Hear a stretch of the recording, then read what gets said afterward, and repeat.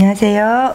네, 오늘은요 제가 한 주제를 가져오게 되었어요. 네. 네, 우리 이제 슬슬 가을이고 이사철인데 네. 어떤 집으로 이사를 가야지 운이 좀 풀릴 수 있을까 그게 좀 궁금해져서요. 네. 요즘 이사철 맞죠? 네네. 가을에 보통 이사철들이 들어오니까 이사철이라면 요즘 집이라면 뭐 주택이 있을 거고 아파트도 있고 빌라도 있고 많죠. 굉장히 광범위하게 많은데 아파트는 딱 정해져 있잖아요. 수준이 맞게. 아파트가 워낙 지금 천차만별. 예, 부동산 경제가 지금 우왕좌왕 막 하듯이 이렇게 하니까 일단은 그거는 맞게 내 형편에 맞게 일단 그렇게 말씀드리고, 최근에 제가 이제 어떤 의뢰하시는 분이 이제 조용한 데서 좀 살고 싶다 해서 전원주택지를 참 많이 보시더라고요. 그래서 이제 땅을 조금 지어져 있는 집이 나오는 곳도 많았지만 이제 풍수학이나 이제 터라든가 이제 봐주려고 이렇게 좀 많이 다녔어요. 그래서 그런 분들이 더군다나 이사철이다 보니까 그런 것에 대해서 많이 물어오시더라고요. 그래서 그거에 대해서 조금 설명을 드리고 싶은데, 집터 주위의 배경, 어떤 모양으로 인해서 운이 굉장히 좌지우지합니다. 우리 사람 몸에 이제 우리가 사람이잖아요. 일단 제가 사람이고 우리 PD님도 사람이고, 사람 몸으로 만약에 비교를 한다면 물은 혈맥을 뜻하고요, 땅은 살을 뜻하며, 나무는 모발이며, 대문은 사람의 입구를 뜻합니다. 처음 들어보셨죠? 네네네. 네. 어떤 집으로 잘 이사를 함으로써 장수와 금전과 부귀영화를 누릴 수 있는 터가 있는 반면에,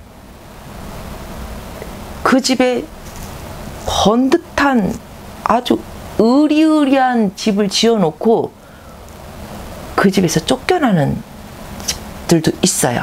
진짜요? 네. 본인이 지은 집인데? 네. 아이고. 그러니까 제가 최근에 아무튼 이거는 최근도 아니고 조금 지났던 이야기도 있지만 있어요. 분명히 터라는 거는 음과 양의 터가 분명히 있다라는 겁니다. 터가 어떤 터를 봤을 때 직각으로 네모나면 동서남 얼마나 예뻐요.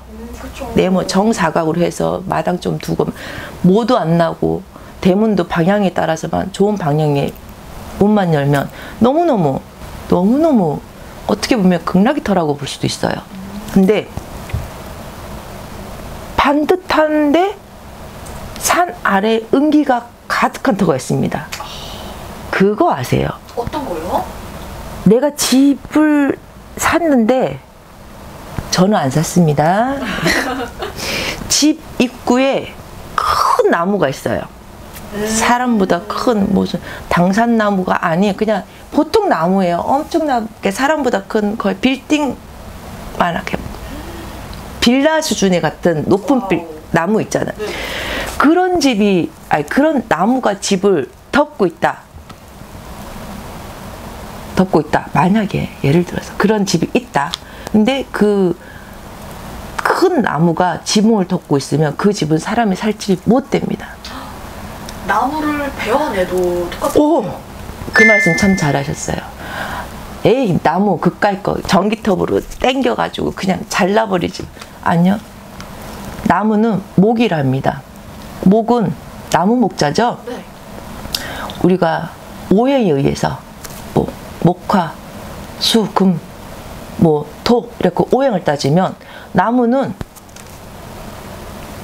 흙의 영향을 받아서 계속 줄기를 뻗어나가는 나무예요. 근데 그 나무 뿌리가 만약에 지부를 통과했다면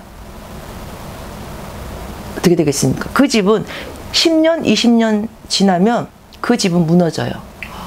그래서 우리가 집 아래 그런 얘기 하잖아요.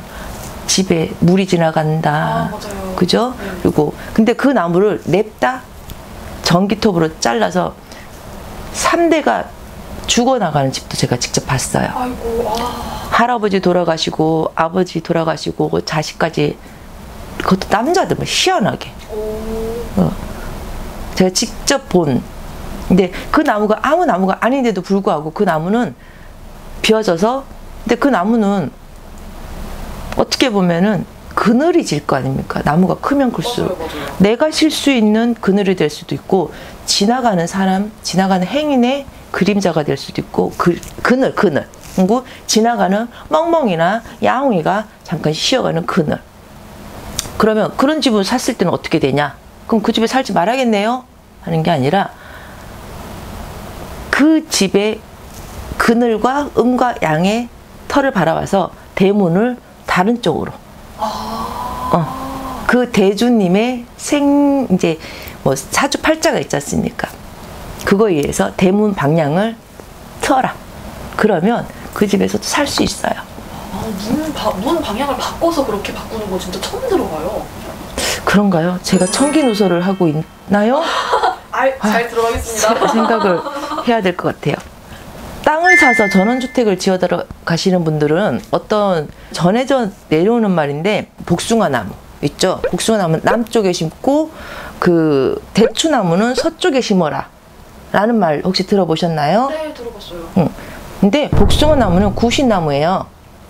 쫓는 나무라고 알고. 네, 맞습니다. 우리 무속인들이 병구 달 때, 아픈 사람들 달 때 동쪽으로 뻗은 복숭아 나무를 구하러 가서 그걸로 일을 한단 말이에요. 근데 그럼 복숭아를 키우는 집은, 과수원은 다 귀신나무겠네? 그게 아니라 일반 가정집에 복숭아 나무를 심으면 귀신이 부르는 터가 될 수 있어 음기가 가득해질 수 있으나, 과수원은 넓잖아요. 저 푸른 초원에 복숭아 굉장히 아름답더라고요. 저도 그 나무 구하려고 가봤는데, 그런 터하고 이 터하고는 분명히 차이가 있다라는 겁니다. 그리고 뭐 주택에 아까 말씀드렸죠. 이건 최근이에요. 최근 어떤 의뢰하시는 분이 경기도 양평에 저도 살면서 그렇게 어마무시한 의리의리한 대골 같은 집은 처음 봤어요. 누구라고는 말씀 못 드리지만, 집이 갔더니 너무 궁궐 같더라고요. 근데 가도 여기에 집이 있어 하는 산길에 나를 어디로 데려가나 할 정도로 갔더니 이만한 궁궐이 있어요. 그러니까 한마디로 돈질을 한 거라. 내가 이게 좀 돈이 있으니까 집을 이만하게 지어서, 그러니까 집에 대한 치장을 너무 많이 하시지 마세요. 그러면 내가 돈이 있으니까 본 건물에 뭐라 그러죠? 옆에 또 다른, 얘를 뭐라 그러지? 증축을 내서 또 뭐 손님들 오면 쉬어가게끔 하고. 근데 그 집에선 살 수가 없는 거예요. 그렇게 돈이 많으신 분들이 터를 잘못 앉은 관계로 부부가 이혼을 하시고, 아들과 딸 전부 다 뭐 철천지 원수가 된 것처럼 다 각각 뿔뿔이 흩어지고. 그러면 그 대궐 같은 집에 강아지 한 마리, 주인 한 마리 살면은 살겠습니까? 무서워서. 그쵸. 못 살죠. 근데 그 집을 몇 년 전부터 매매를 하려고 내놨대. 근데 그 몇십억 하는 빌라가 아니지, 전원주택을 누가 삽니까? 그쵸. 그 돈이면은 서울에 좋은 아파트 사서 들어가지. 그쵸. 그러니까 어떤 집을 보고 비싼 집이 좋다라는 게 아니라 나와 걸맞는, 그리고 그 주위에 단지 구성도 봐야 되고 교통시설도 보셔야 되고 많잖아요. 그러니까 그런 거 두루두루 살피셔가지고 이렇게 이사를 잘 하시면은 모든 가정에 화목이 있지 않을까. 그러니까 욕심대로 우와 좋죠, 부럽습디다. 예. 근데 저도 못 살겠다.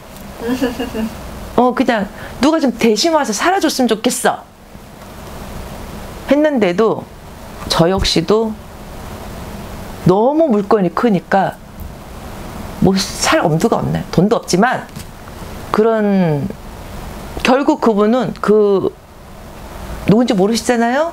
근데 그분은 결국 서울에 조그마한 아파트 사고 들어가 사세요. 그게 훨씬 편하대요. 청소도 편하고 관리도 편하고 나와 걸맞는 내 식구와 걸맞는 그런 집을 선택을 하셔가지고 이사를 잘 하셨으면 좋겠어요. 그래도 선생님 덕분에 좀 맞지 않는 조건이라도 오늘 어떻게 트일 수 있는 방법 알게 되어서 다행이네요. 네, 네, 그렇죠. 그러면은 여기서 마무리하도록 하겠습니다. 네, 감사합니다. 감사합니다. 구독과 좋아요 눌러주세요. 감사합니다.